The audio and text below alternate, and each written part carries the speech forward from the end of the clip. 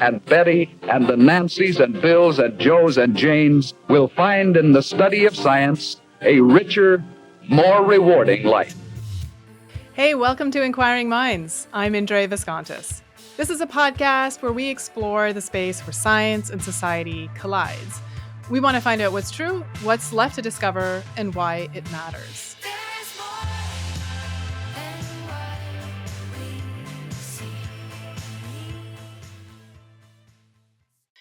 What matters more to most of us than anything else is ourself.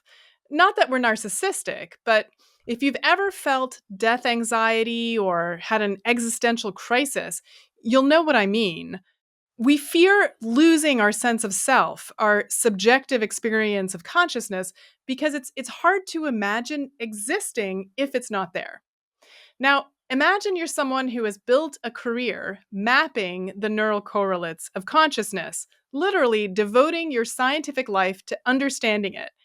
What happens when you realize that you can still be highly conscious, but also face the dissolution of yourself?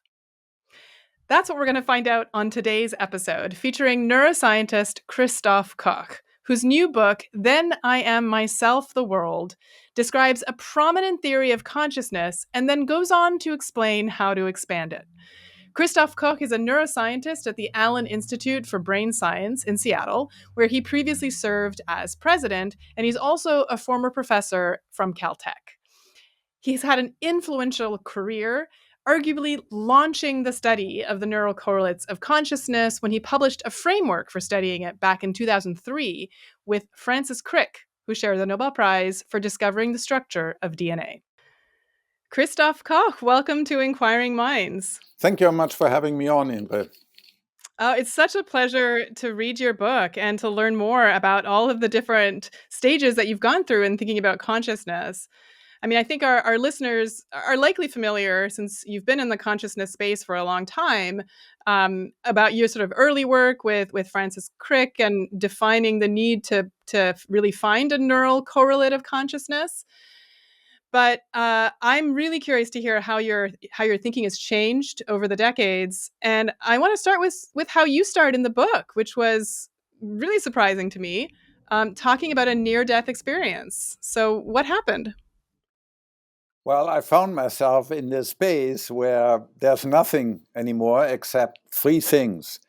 A light of overwhelming intensity, terror, and ecstasy.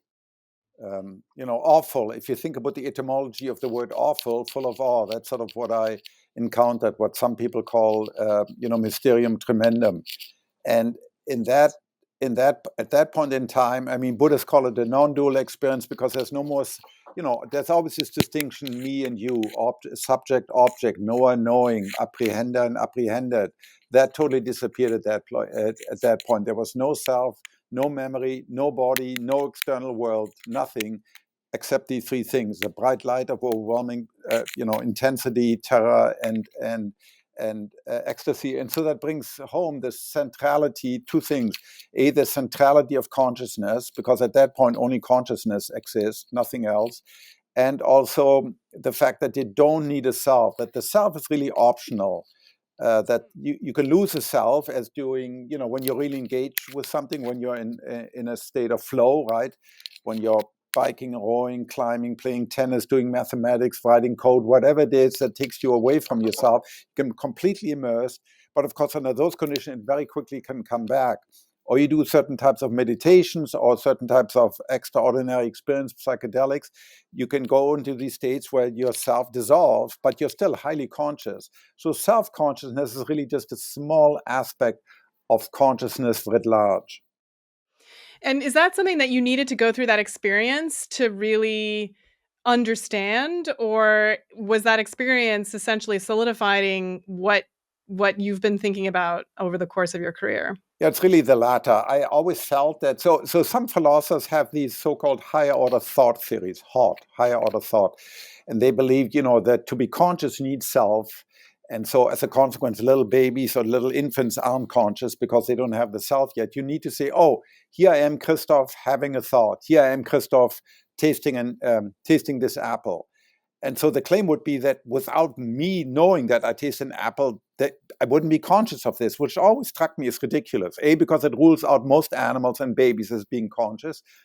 And B, most of the time, at least on good days, it's not about you. It's not about the higher order self. You're in the flow. You're fully immersed. You're part of the world. And the self is just something that is a late stage evolutionary, both developmental late stage as well as evolutionary late stage and development. And I think these people reify, because they're always in their head, they're never out in the world, they reify this idea, it has to be key, the self.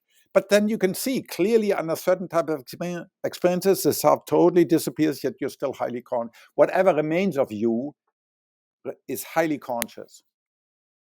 I mean, I think it's really interesting that you describe the flow state, because one of the canonical features is that you essentially lose yourself, Yes. that you don't have this, Precisely. you lose this kind of self-awareness. Yes.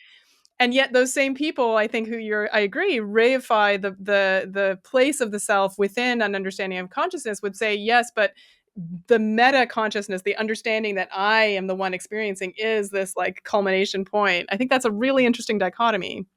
Yeah, I think it is true that in terms of development of consciousness, self is, well, obviously we need it, right? If you want to study to be an opera singer or to get a PhD, you need to have this focus. I need to get this, I need to do that. You need a self, but it very often also gets in the way, right? It's always about me, and me again, right?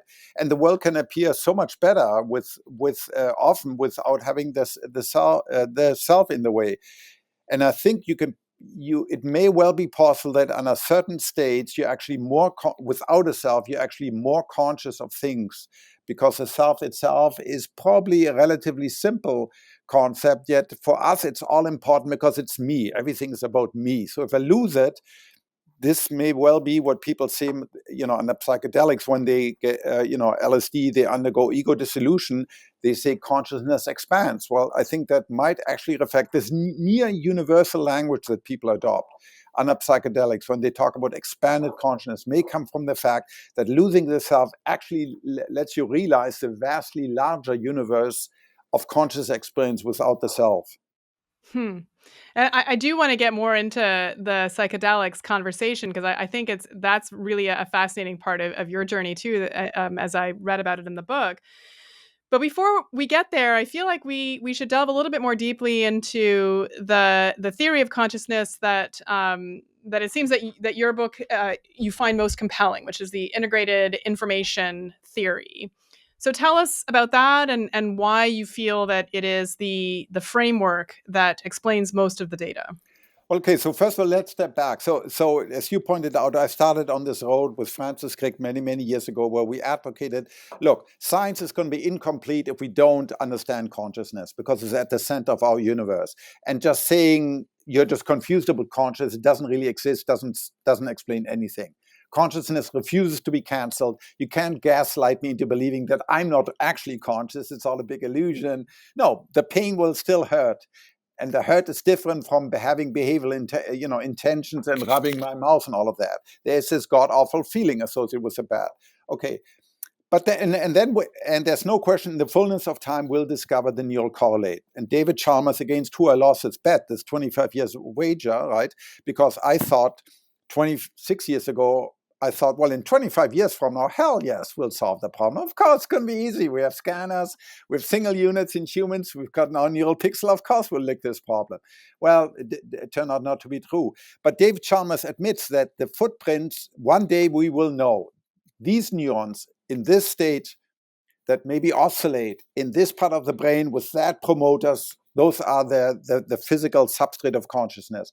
But then you have to say, well, okay, that's all good, but why these neurons, not those? Why, let's say, 42 hertz, but not 30 hertz or 80 hertz? What's special about 42, right?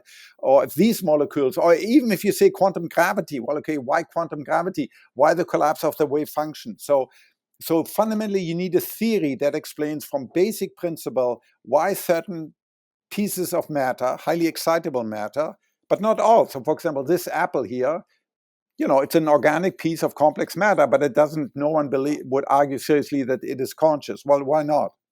And what about this?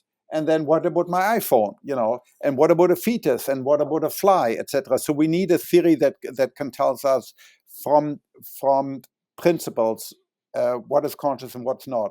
So if you look at all the universe of theories of consciousness, there's this big fault line that runs through the field.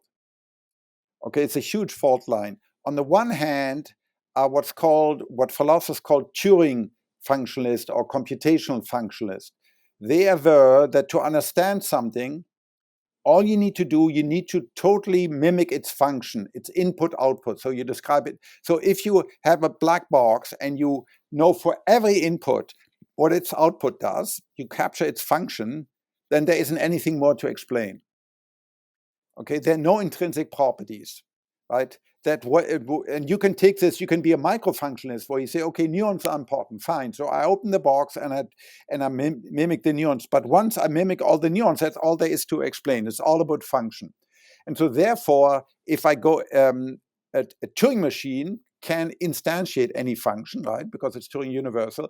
Therefore, in principle, sooner or later, Turing machine will be conscious.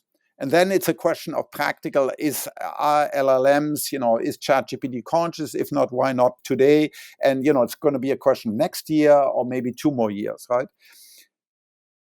And then on the other side, the most prominent theory there is IIT that says, no, consciousness is not a computation, it's not a process, it's not a function, it's not an operation in the brain. It has a substrate, but it's not per se an operation like 40 hertz or something like that. It's a structure, it's a causal structure, it's a web of relationship. And so that makes it fundamentally different. So it cannot be, it's not a clever algorithm. Consciousness is not a clever algorithm. So it's not a question of programming, a computer in the cloud in the right way, like an LLM, and then it'll be conscious. There's no question that LLMs can do anything we can do very soon, if not already now, but they will never be what we are, which is conscious, right? So the theory starts with, it starts with consciousness. It says, what is consciousness? Well, any conscious property, any conscious state exists for itself, for me, or for you if you're conscious, and it's definite. It feels like something, painful or pleasant or in love or whatever it is.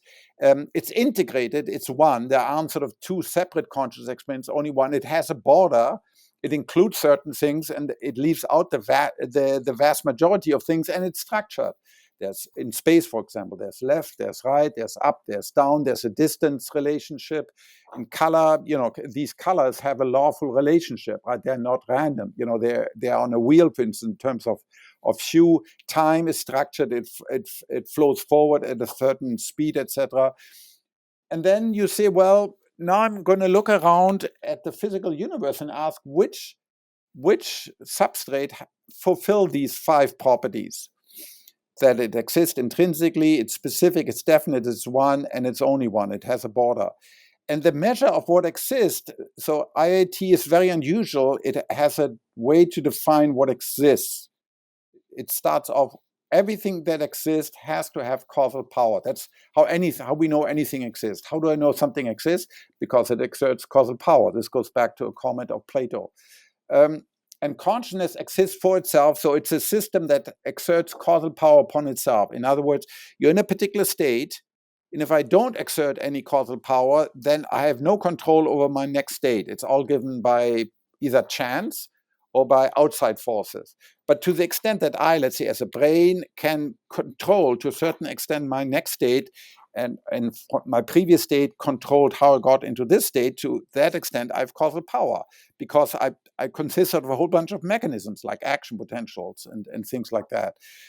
And then the theory derives 2 things. It derives a number called integrated information system, which is sort of, think of it, it's a number, a pure number between 0 and a positive number. If it's 0, the system, strictly speaking, doesn't exist.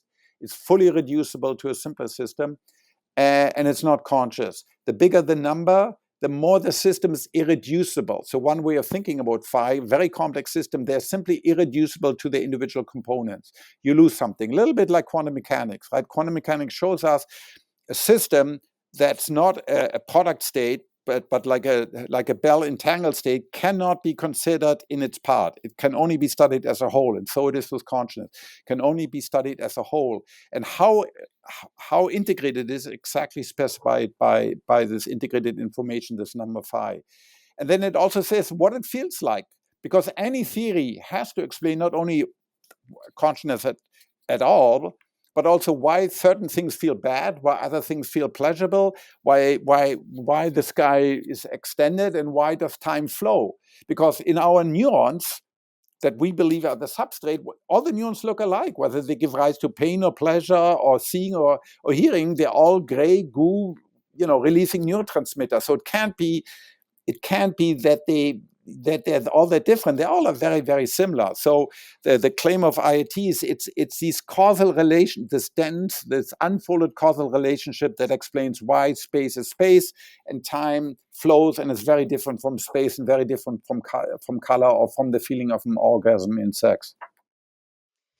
Yeah, and so that also helps us think about how you would sort of define or how consciousness emerges, say, during child development. As you mentioned, is a fetus conscious, and how would we, or is the newborn baby conscious? Like, at what point do we start to think about that it has this this ability? And as far as I understand, in integrated information theory, it's about the amount of information that the framework can integrate that dictates sort of how conscious it might be. Is that, can you talk about that and sort of explain how these kinds of levels of consciousness, or the sophistication of the consciousness, is dependent on the amount of information that can be integrated? Yeah, so the theory says quite clearly, depending on the complexity of the sub. So the theory makes a distinction between the physical substrate that in the brain would be called the neural correlate of consciousness, and its unfolded causal powers. That's what the system is conscious of. So you can now study the complexity of this physical substrate, and you can quantify it by this number phi. So in principle, you can have very simple substrate that only are, let's say, 302 neurons, to take an example from C. elegans. And then you can make actually approximations now, because mathematicians have worked on this, where you see the size of and the numbers of distinction and relations scales as 2 to the n. So it's a superpower, not just exponential, but super exponential. So it means small neural networks are somewhat conscious, but then the more neurons that are a part of that substrate, the more it dramatically scales up. Where with us, it's probably on the order of billion neurons or something, so it's astronomically large. So the theory would say a fetus may be conscious, or probably is conscious, certainly around the second trimester it's conscious. As it becomes larger, it becomes more conscious. As the child encounters language and begins to form a notion of self, it becomes more conscious. As the teenager encounters sex and drugs and music and rock and roll, it becomes more conscious. So consciousness expands. You then encounter art. You learn about more and more distinction, you become more and more conscious of them. Then towards the end of the life, you might, as you develop, for example, Alzheimer, you begin to lose lots of those distinctions, right? You don't have them anymore. You don't experience anymore, because your brain, is now full of plaques and tangles, and so your consciousness shrinks. So certainly within the lifetime of an individual, let alone, of course, during the day where it waxes and wanes, and also across individuals, and certainly across species, depending on the complexity of their brain. There's less consciousness or more consciousness. So the theory also has some what people call panpsychic intuition. It's not panpsychism, because it precisely says what is it, which panpsychism doesn't say, precisely says what is it about consciousness, what is it about a substrate that makes us conscious? And it also explained why you are conscious and I'm conscious, but there isn't an Indre Christof Uber consciousness. Not yet, anyway. Not yet, which is an important problem to William James put this very clear. He says you can stand 10 people in a row, and there's 10 individual consciousness, but there's no Uber consciousness. So panpsychism doesn't explain that. Well, the theory says there's always has to be a maximum. Only the maximum exists. And the maximums in my brain and in your brain, yes, we exchange information. Yes, we can cause each other to do things. I say something and then that causes you to say something else, etc. But that's tiny, that's puny compared to the billions of neurons and the 200 million fibers that directly connect my left brain and my right brain. So that's where there's a maximum here, a maximum there, but not a maximum among us. Therefore, there is no, at least right now, no Indre Christof superconsciousness. I mean, you've worked in the space of brain-computer interfaces. I mean, do you see a future in which we have brain-brain interfaces that do actually create an uber consciousness? Yeah, so in fact, I published my only short story published was with Patrick House, a writer, was an open app or an open ad, fictitious open ad, where we talk about brain bridging, because what comes clearly out of IIT. So let's say I start running wires between my visual brain, my primary visual cortex and your primary visual cortex, right? Or between my auditory and your auditory, two-way communication. So you could begin to see, so it's like augmented reality. You can begin to see the world through my eyes, but you're still you and I'm still me. But then the theory says, as we keep on adding wires, it's a little bit like an artificial corpus callosum. At some point, what will happen? The integrated information across both of our brains, as we add more and more wires, will exceed the integrated information within your brain and my brain. At that point, you, Indre, will disappear, Christof will disappear, will be abruptly gone, and instead there will be this new Ubermind, that's now some combination, some amalgamation of Indre and Christof. This mind will have 4 hemispheres, will talk through 2 mouths, will have 4 limbs, etc. And of course, we might actually also then access this mind would access both of our memories. So this might not be a healthy state. We might end up on the psychiatric ward. But in principle, this is something we could test in mice. And it also, in a sense, explains why, although I still want to hear you explain it, why a large language model, which is built very differently, can't ever be conscious in the way that you're describing it. So tell us why. Okay, so within the framework of IIT, you always have to look at the substrate. It's not what simulate. I mean, there's a big distinction we have to make, Indre, between simulation and reality. You can simulate a rainstorm, but it doesn't get wet inside the rainstorm, right? You can simulate nuclear explosions. People do that in Lawrence Livermore. They simulate nuclear bombs, but you don't have to be afraid that that simulation is going to blow up and spew radioactivity forth. You can simulate the black hole at the center of our galaxy, but you do not have to be afraid that once you turn on the simulation, space-time is going to be bent around and you're going to be sucked into the black hole. Same thing with consciousness. Yes, I can simulate consciousness in principle on a computer. I can simulate every single human neuron in principle. And of course, like an LLM, one day this thing will wake up and say, I'm conscious. In fact, if you go to Claude, one of these LLMs, it'll tell you it's conscious. Most of the big machine models have guardrails around them, right? Because the companies don't want people to be spooked. So it'll deny being conscious, but not all. So I haven't tried Elon Musk Grok one. It may also say it's conscious. So you can perfectly well do that, but that's very different from actually having the causal power associated with the human brain. And if you look at the CPU, it's the actual where the rubber meets the road, the actual stuff that where the causal power of the computer occurs at the level of transistors, its connectivity is tiny, it's puny compared to ours. So according to IIT, no, it will a digital computer, not neuromorphic hardware. Maybe it'll be different with quantum computers, but digital computers in the cloud will never be conscious, although they'll be better at simulating us. And people, of course, will be taken in by these fake simulations because they're getting better and better. That reminds me of Thomas Nagel's famous essay of what it's like to be a bat or for a bat to be a bat, and that, you can never know. You can hang upside down and you can eat all the bugs you want and only fly at night, but you won't know what it's like for a bat to be a bat. But I wonder if we got to this uber mind where now you and I are connected, like, do you get to a point, I guess now you're a whole new consciousness. It's not like I'm experiencing what it's like to be in Christof's consciousness. It's that we've created something new. That's correct. Yeah. It's a little bit the inverse of a split brain. Remember what happens in a split brain. You take it's not a normal brain, of course, because this person has epileptic seizure, but let's say take in your brain. I cut your corpus callosum, and now there's a left and a right hemisphere. When I talk to you, it'll be the left hemisphere that talks back. But as far as we know, the right hemisphere is also conscious. And so we're doing something similar. We're taking your brain and my brain and connecting them using this futuristic technology, and then there will be one mind. Now, you can approximate, a great actor, for instance, can play Shakespeare, but can also play, a great actor can impersonate any one other a human because our ability to empathize.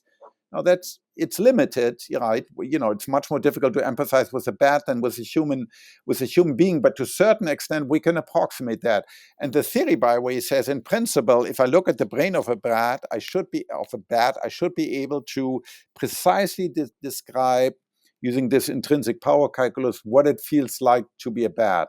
Although I am myself not a bat, I can only think of Christof being a bat. So that's that, and the limits of understanding. So one of the other things that made me sit up as I was reading your book was how you how confident you were that integrated information theory, and maybe it's because of this causal power part, suggests that we do in fact have free will, which a lot of people who study the brain are very adamant that you don't, because the brain is a product of its biology and everything that came before. And so there's this causal nature of the biological brain that prevents the possibility of free will. Nonsense. Oops, there my arm goes up. It does this every time I want to make this point.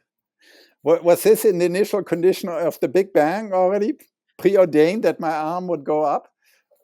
No, I mean, it depends on your ontology and what you believe to exist. If you are a pure physicalist, so everything is just atoms in the void, as Democritus said 2,500 years ago, then yes, then everything is either random, which is not free, really, it's random, or it's predetermined, yes.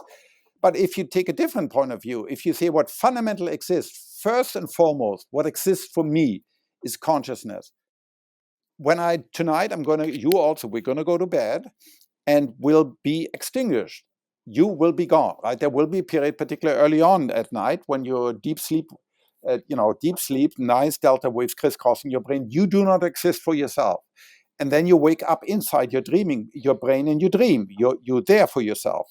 During anesthesia, you're also gone. But when you wake up, you're there for yourself. So when you start with an ontology that starts with what really exists, true absolute existence, which is existence for itself, then the only thing I am familiar with is consciousness. This goes all the way back to Leibniz, right? It's a sort of in the limited form of idealism. What I truly know exists is not atoms, is not quarks, is not black holes and viruses. I infer all of that. Those are good inferences using the methods of science, which are very powerful, but let's not forget, those are inferences. The only thing that I'm aware that I have direct access to is my pain, my pleasure. And Schrödinger, made this point very, very well, the physicist Schrödinger, because for physicists, you have to look at gauges. You have to look, for example, a voltmeter. Well, the way you look at is you have a perception. The needle moves, right? So everything ultimately is based on our conscious experience. And then if you have that sort of ontology, then if you say, well, what comes before matter, before physics, is the mental. And then it's relatively easy using the intrinsic mental power calculus to show, yes, so IT is not saying every single decision is free, right? When you kick me on my shin and I lash out, right, that's a reflex. When I'm totally drunk and I'm incoherent, again, that's not conscious. But when you ask me, Christof, where were you? Tell me who you're going to vote for, or are you going to move from Seattle back to Caltech or whatever? I have to think about it, and I see the two choices, the choices in my mind. I do this or I do that. And why should I do this? Why should I do that? And then for whatever reason I choose, that is a free decision. But it's not true under physicalism. Under physicalism, no, everything is predetermined. You're just a product of random chance. There's nothing you can do. It screws you over big time. Yeah, I mean, the argument that Robert Sapolsky makes is that, but if I took everything that, your brain exactly as it was in those minutes and that you chose, before you chose, essentially there is no other choice that you could make in that moment because I've, made it exactly the way it is. And that's exactly, I want it that way, because if I made a conscious choice, I made it for the right reason. Yes, and that what makes it different from a random choice. But you have to say, who's the ultimate actor? Is the ultimate actor just the physics? That's correlation. We teach all of our students correlation is not causation. Yes, so I know all about the Libet experiment. You can sometimes, under certain conditions, you can predict what the brain does, 2 seconds ahead of time. What do we teach our students? Correlation is not causation. Correlation is not causation. But here people forget it. Suddenly they say, oh, because it correlates, it must be causes. No, the true cause is the decision that the subject makes to do this or to do that. And so now you've also gone through a number of psychedelic journeys where you've maybe lost your, as you say, the sort of sense of self. I'd love to hear what that was like for you and how that maps onto your thinking about who is the actor. If the self is dissolved, who is making the decision? So let's start with your, why you chose to take some of these psychedelic trips and what was the experience like for you? So I only came to this recently, 10 years ago. So I grew up in an environment, you may not remember it anymore, although you may have heard tales from your parents, your brain on drugs, the frying pan and the eggs in it. Oh, yeah. Under I Nancy remember. Reagan. Yeah. Okay, so I grew up in that environment. Alcohol was okay, but any drug is the work of the devil. Okay, but drugs are not drugs, right? You have to learn to differentiate them. And so I came more recently to this, and they're just like any other, they're powerful tools to dramatically change what you experience. They seem also have powerful transformative effects, both for each one of us, as well as also for people who are depressed or PTSD or generalized anxiety disorders, right? Which is why they evoke such a big interest right now in industry and in neuroscience. But first and foremost, they allow you to profoundly transform your own conscious experience. And perhaps they reveal certain aspects of reality that are much more difficult to uncover under normal everyday conscious experience, like the fact that you can lose yourself, you can totally lose yourself, but still be highly conscious, which is very difficult to do in everyday. You can do it, particularly through meditation, but it's much, much more difficult. And so you can experience certain aspects of the world that it's very difficult for most of us to experience under other conditions. You can have a mystical experience that leaves you completely baffled, that leaves you in a state of wonder for days and weeks and months and years at end, that are profoundly transformative of your attitude to life. And we know, because each one of us has issues, we want to eat less or drink less or do more of this or watch, not obsess about our smartphones. And we know how difficult change is. So it's remarkable that relatively short experiences that may last, less than a couple of hours by the clock can have these profound effects on our belief and on our habits and our very basic attitude to life. So tell us about what happened to you. Well, I've had a number of experiences too that were really transformative. So I had a near-death experience that totally took away my fear of death. So, as you get older, you sleep less well. And so you find yourself frequently trying to go to sleep and you think about death, your own death. And then you look down into this existential abyss. I used to be a rock climber. And what I always loved being on big walls, when you look down, you see this 2,000-foot drop. But here you look into this abyss and it's forever. Not just a long time, not just a truly long time, but forever. And you get this existential vertigo. And it's extremely uncomfortable. but you can't stop yourself. You're in this loop, and it's annoying, and it doesn't help anything, but you can't stop yourself. This near-death experience I had in the early days of a pandemic 4 years ago, I haven't had this a single time since then. And this is not infrequent. This is relatively common that people who say they've had a near-death experience lose their sense of their fear of death, not because I encountered Jesus who said it'll all be okay and you'll be with me in the fullness of time. I didn't. I encountered, some, as I said, terror and ecstasy, and somehow it'll be fine. The universe will be fine without me. It just doesn't worry me anymore. Huh. So that's a from one. I think that's that's quite noticeable. Yeah. And what about the expansion part, the second time, maybe? Yeah, so this was during a ceremony in Bahia in Brazil at way past midnight on a beach under the full southern sky, which is extraordinary. And I had this. So 3 months earlier, I'd seen Tristan and Isolde, and the music is Never Far, which is some of the most ecstatic, rapturous music in the classical Western canon. And they have this, on the second act, the Liebesnacht, they sort of essentially make love, right? That's 3 times they reach this peak. And I had this music coming to me. And then the Padrino was standing in front of me and telling me, you must let go. You must learn to let go. And somehow, this is the most difficult thing. Your self doesn't want to let go. It's afraid. Self, your ego wants to fight, because from a point of view of ego, it's egoic death. And self always wants to be there and monitor it, always wants to know what's going on.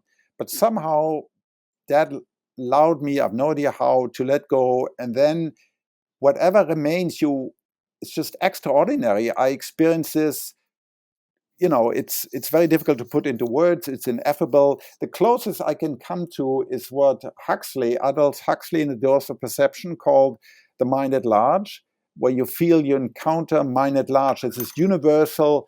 So my eyes were closed. I lost all sense of self. There was this sort of, it was like I was like surfing the galactic waves. There was just this field of stars and galaxies, and somehow whatever remained of me accessed what felt like a universal mind, the mind that's behind all of this.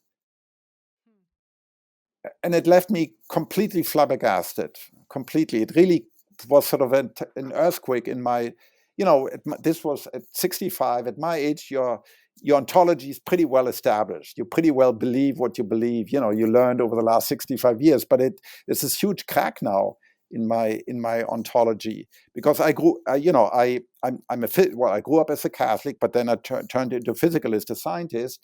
But this really makes me question physicalism, pure physicalism. And of course, there are 2 other reasons to question physicalism besides this direct experience.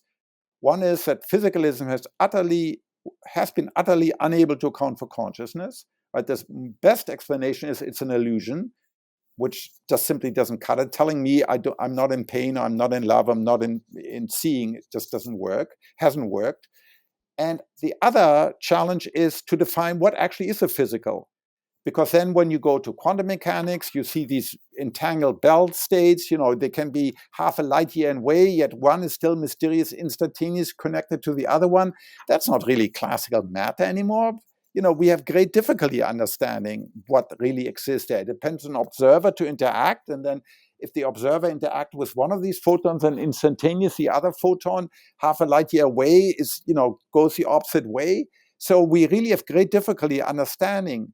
And then you can ask, well, maybe we got it backwards. Maybe our culture has it backwards. Maybe despite all the success of science, there's no question, I remain a scientist, I'm employed as a scientist, I love science, but maybe the ontology is wrong. Maybe saying everything is physical is simply backwards. Maybe, what about the idea that everything fundamentally is mental?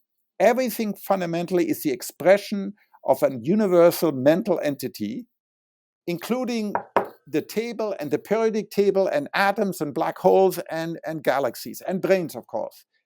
So I'm not denying that the external world exists. Clearly it exists. I'm not doubting that.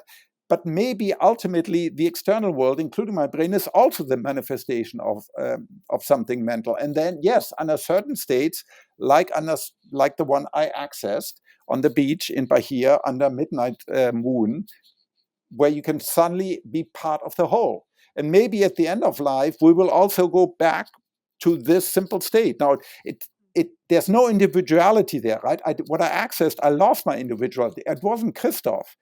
It wasn't me with my memory, etc. But it was something, the best way I can say, a universal mind at large. At least it was not nothing, which I think is a lot of what we fear when we fear death. Correct. That it was certainly not nothing. No. So Bernardo Kastrup, this philosopher, is really nice. So he's a modern idealist, close to Arthur Schopenhauer. He really has this nice picture. Think about a river. And the river is flowing fast, and you have these little eddies that form. Mm-hmm. And the eddies, they have their own identity, and this identity may last for 10 or 20 minutes. Mm-hmm. But then ultimately it dissolves again and becomes part of the larger river. So the idea is, yes, in the fullness of time, I will dissolve. There's no question. My brain will dissolve into its constituent part, and you return maybe to this mind at large, which may not be very sophisticated. It may be something very simple, but universal, out of which everything else arises.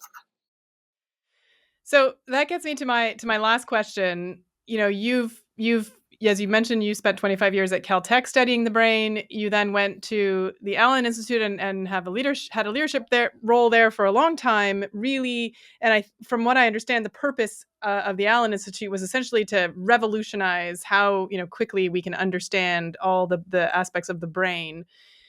Where should neuroscience go now after you've had these experiences? If things are mental, like, where do you stand in terms of what you think are the important questions that neuroscientists should really, and I don't just mean like, okay, reducing suffering by, helping cure neurodegenerative diseases. I mean, sort of existentially, what's the point of neuroscience?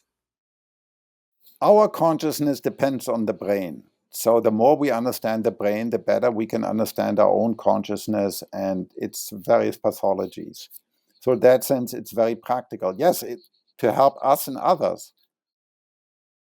To help us and others understanding also our place in this universe, to reduce all the anxiety that people suffer from.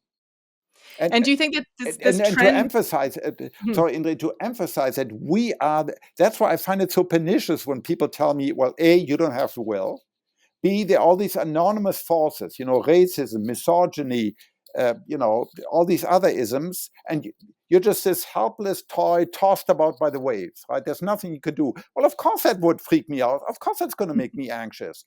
Rather than realizing, no, you are to a certain extent your own actor. Of course, you can be unlucky. You can be born in Ukraine. You can be born during the midst of COVID, right? You can be born into the bad part of town. There's no question. There's a huge amount of chance. But even that, you still have a choice. And wisdom traditions throughout the West and the East have always emphasized that you are the own actor of your own life. And so, what do you think of this trend of neuroscientists collaborating across labs, across countries with these big and bigger projects?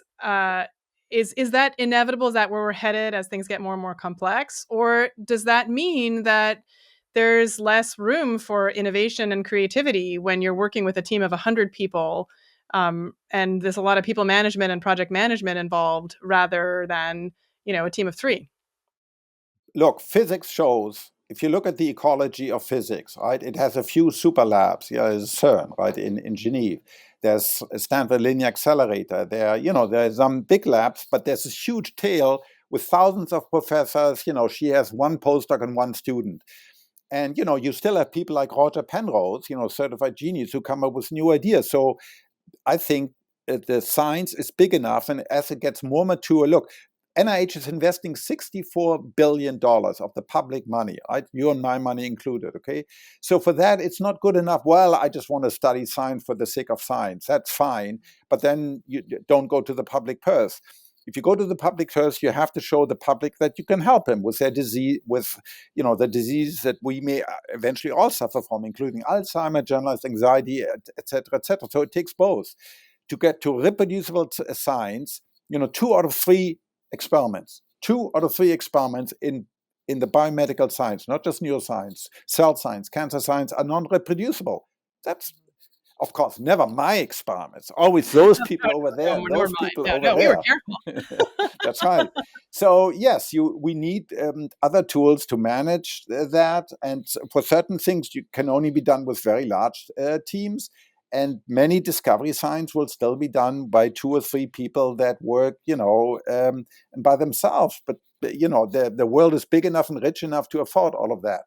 So just like in physics, in 10, 20 years, there'll be a few very big institutes and labs in biology, and then there will be a tail of smaller groups, including just one student and one postdoc who will also contribute in their own fashion. Well, Christof Koch, thank you so much for all of your contributions and for coming on to the podcast. Thank you very much, Indre. That was very enjoyable. So that's it for another episode. Thanks for listening. And if you want to hear more, don't forget to subscribe. If you'd like to get an ad-free version of this show, consider supporting us at patreon.com/inquiringminds. I want to especially thank our longtime supporters, David Noel, Herring Cheng, Yushi Lin, Jay Henry, Joel, and Charles Bly. Inquiring Minds is produced by Podigy, and I'm your host, Indre Viscontis. See you next time.